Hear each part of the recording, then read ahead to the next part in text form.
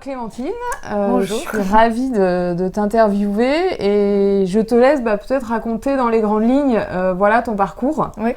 Qui est assez riche d'expériences. Et alors du coup, moi j'ai commencé par faire des études d'art et puis finalement, voilà, tout le monde nous dit l'art ça fait pas vivre, tout ça. Donc j'essaie de rentrer dans le moule de la vraie vie donc en devenant instit. Mais bon, c'était un métier qui m'attirait quand même. J'ai été instit pendant 7 ans. Et j'ai beaucoup aimé travailler avec les enfants, mais les violences que j'ai pu rencontrer sur les enfants et puis la non-écoute de la hiérarchie m'ont amenée à faire un burn-out parce que je me sentais impuissante, je pouvais pas aider ces enfants, c'était très dur. Et puis finalement, je me suis dit, bon, je peux pas continuer comme ça, ce système, il me détruit en fait. Donc c'était pas le métier, mais plus l'environnement qui Voilà, a été difficile à supporter. C'est ça, et puis vraiment le fait de me dire, je veux aider ces enfants, mais je peux pas, on m'en donne pas les moyens. Et donc voilà, burn-out, et puis en fait... Alors comment ça s'est traduit ton burn-out? Un matin, tu t'es dit, je peux plus y aller? Exactement. J'ai un jour, pas fait comme un autre, je devais y aller. J'ai voulu me lever pour y aller, et en fait, je me suis levée et j'ai pleuré, et je me disais, mais je peux plus, je peux pas, c'est plus possible, impossible. Ouais. Donc bon, le temps de me remettre un peu tout ça. Depuis l'adolescence, en fait, la couture, c'est une chose qui m'a toujours fait rêver. Enfin, ma maman pourra témoigner que déjà depuis toute petite, quand je voulais quelque chose, en fait, souvent, je me l'imaginais dans ma tête et je lui cassais les pieds pour qu'on fasse des magasins pour qu'on le trouve. Alors ça pouvait être... T'étais têtue, quoi. Ouais, super têtue, voilà. Et toujours avec une idée en tête. Déterminée. Voilà, de quelque chose qui n'existait pas.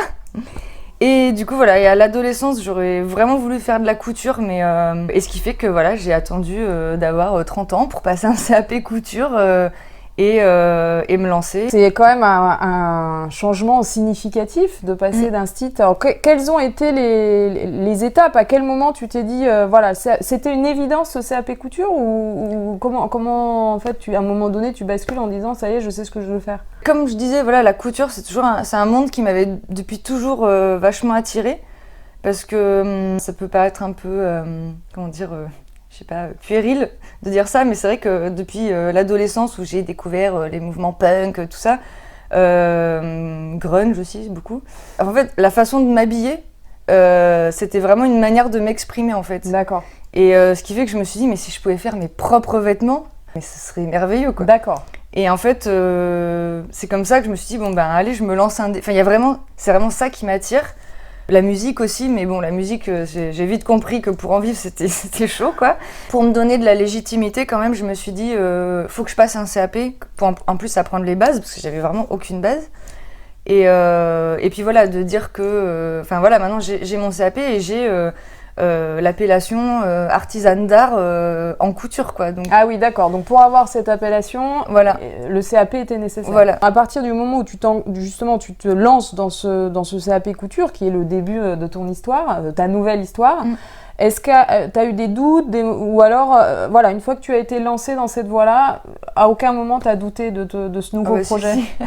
Si, d'ailleurs je te parlais tout à l'heure de mon amie donc Mélanie qui est à Lyon, qui elle était, elle travaille dans une médiathèque et puis elle est devenue vitrailliste.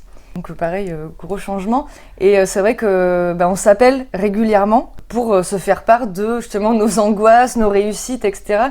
Et ça c'est hyper important parce que évidemment, en fait je trouve, c'est mon expérience personnelle, mais on passe vraiment d'euphorie à des fois des grosses angoisses. C'est un peu en dents de scie en tout cas. Un peu l'ascenseur émotionnel. Voilà, ouais. Au début. Maintenant c'est plus régulier.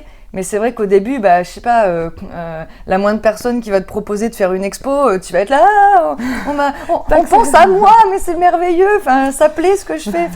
Après voilà, il y a aussi le syndrome de l'imposteur un peu aussi, tout ça. Mais et puis je sais pas, après il va y avoir une période, tu sais pas trop pourquoi, tu vas pas beaucoup vendre.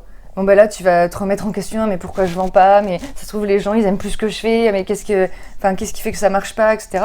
Et c'est vrai que d'échanger avec d'autres entrepreneuses, ça aide à se calmer, dire non mais c'est pas grave. Là par exemple, je sais pas, là ça va, j'ai le mois de janvier, mais le mois de janvier de 2019, c'était vraiment le calme plat. Et puis en fait, tout le monde me disait, mais oui, mais après les fêtes, souvent, c'est calme. Alors que j'étais en angoisse à me dire, ça y est, plus personne m'aime, ça y est. Quand tu développes ton activité, donc j'ai vu que tu étais très active sur Instagram avec une belle communauté.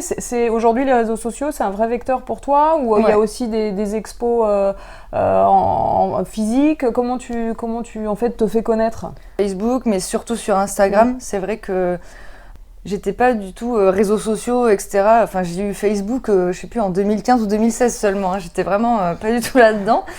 Et puis en fait, je m'y suis mise. Et puis, je me suis aperçue moi-même en regardant, en suivant des artistes que j'aime bien, en suivant leurs stories, les choses comme ça, voir justement un peu leur quotidien, je me suis dit, ah mais c'est trop bien. Et je me suis dit, mais il faudrait que je le fasse en fait. Et au début, j'étais pas du tout à l'aise avec ça, avec l'idée de me mettre en scène un peu. Et puis en fait, je me mets pas du tout en scène. C'est vraiment, la plupart du temps, quand je me prends photo ou quoi, je viens de me lever, je suis pas maquillée, machin. T'es honnête et authentique dans ta communication. Voilà, c'est ça, et ça, les gens, ils le voient. C'est ce qui plaît aux gens, j'imagine. Voilà. Et puis après, vu que donc je suis pas mal d'artistes aussi et qui m'aiment bien aussi, le fait d'avoir organisé des concours entre artistes. Notamment, j'ai fait un concours avec Charlie de Sibyl Shop parce que du coup, je suis en dépôt chez elle. Et j'en ai fait un aussi avec une artiste qui s'appelle Laura Coupeau, qui fait des super broches, qui elle est à Rennes.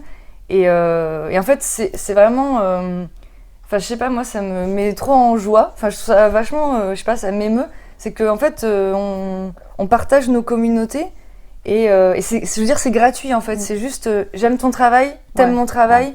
Vas-y, on s'entraide en fait. C'est un échange humain et constructif entre solidarité aussi entre artistes et entre entrepreneuses. Voilà. Et ce qui fait que c'est comme ça que j'étends pas mal ma communauté. Et puis après, oui, je fais des expos régulièrement. Donc là, pareil, aux périodes de Noël, pareil, on est pas mal d'artistes sur Bordeaux, queer, féministes, et on organise des expos ensemble régulièrement. Plus j'ai exposé à la Fabrique Paula aussi. Et donc, comme les gens ont offert mes cadeaux à Noël, il y a des nouvelles personnes qui ont découvert. La communauté s'agrandit. Voilà, c'est ça.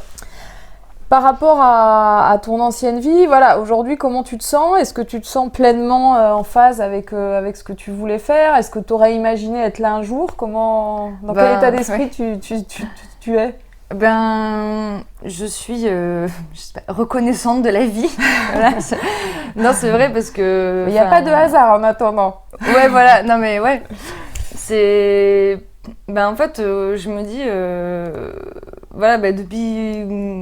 depuis l'adolescence, j'ai toujours rêvé d'être dans le milieu de la musique, dans le milieu artistique, etc. Puis en fait, c'est des milieux quand même... c'est pas facile de s'y faire une place et puis d'en vivre et tout ça. Maintenant, j'y suis, que ce soit dans l'association où je suis, This is a Riot, je le dis, et Judith Judas aussi, mon groupe. Je suis qu'avec des personnes que j'aime beaucoup et puis qui sont aussi vachement dans le DIY, le do-it-yourself, l'entraide, tout ça. Partager les mêmes valeurs. Voilà. Ouais. Et puis, de faire ce que j'aime, juste en fait le matin quand je me lève, j'ai envie de me lever quoi. Je dis ah ouais trop bien, alors je vais faire ça aujourd'hui, je vais faire ci, et puis avec l'asso on va faire ça, et puis avec le groupe on va faire ci, et puis en fait je me dis juste parce que comme je disais donc j'ai vraiment ça a été un peu compliqué la vie depuis l'adolescence, et en fait je me dis mais je crois que c'est la première fois en fait où je crois que j'ai trouvé ma place en fait. Super. Et du coup je sais que c'est vraiment pas évident pour tout le monde et que juste de se dire ça moi quand j'ai fait mon burn-out, mon copain il m'a vachement soutenu et épaulé, et en fait lui ce qu'il m'a dit parce que donc la peur de se lancer etc, il m'a dit mais on n'a qu'une vie en fait, on n'a qu'une vie donc faut y aller, donc il faut y aller. Alors justement j'allais te demander si tu avais un conseil à donner aux personnes qui nous écoutent. C'est ça, c'est de se dire on n'a qu'une vie, il faut pas passer à côté. C'est ça, il faut pas perdre de temps, on n'a qu'une vie, donc je trouve ça tellement triste, je sais pas moi, d'arriver, je sais pas moi, à 50, 60 ans ou peu importe, et de se dire ah j'aurais pu faire ça, et puis je l'ai pas fait, et d'être plein de regrets et d'être triste en fait. Et du coup mon conseil c'est vraiment, faut foncer quoi, on n'a qu'une vie, et aussi quand la décision est prise, vraiment de s'entourer des bonnes personnes qui vont nous épauler parce qu'on en a besoin d'être épaulés et d'être encouragés en fait. Les prochaines étapes pour toi, c'est quoi? T'as des projets? Oui, oh oui. Le gros projet de cette année, de 2020, c'est parce que bon, pour l'instant, donc comme on voit là, je fais beaucoup d'accessoires parce que voilà, j'ai commencé comme ça. Et là, 2020, c'est me lancer dans le vêtement. Voilà. D'accord. Donc une collection Wanda Punk à venir. Alors, c'est une petite, vu que je suis toute seule et que je fais tout à la main, tout ça. Mais je pense que je vais commencer peut-être plutôt par des jupes. Voilà, bon, si tu as besoin de tester des produits, l'équipe Pépite sera ravie de faire les modèles. Ah bah carrément. Bon, en tout cas, merci à toi parce que c'est, encore une fois, c'est inspirant. Croire en ses rêves, ça fonctionne. Oui, voilà. C'est pas simple. Voilà, faut et puis, y croire. On a besoin de l'entourage. Je le répète beaucoup, mais c'est vrai que toute seule, je pense que je n'y serais pas arrivée. Donc l'entourage a un rôle à jouer. Ouais, voilà. Vraiment. On n'est pas seul dans l'histoire. Même si aujourd'hui c'est ta boîte et ton bébé, t'as pas été seul, on t'a porté à un moment donné à différents moments. Et je me dis que j'ai beaucoup de chance, mais bon, voilà, du coup, c'est ce que je souhaite à tout le monde. Et voilà. Bravo à toi en tout cas d'être allé merci. au bout. Et puis merci à vous de m'avoir invitée. Avec grand plaisir.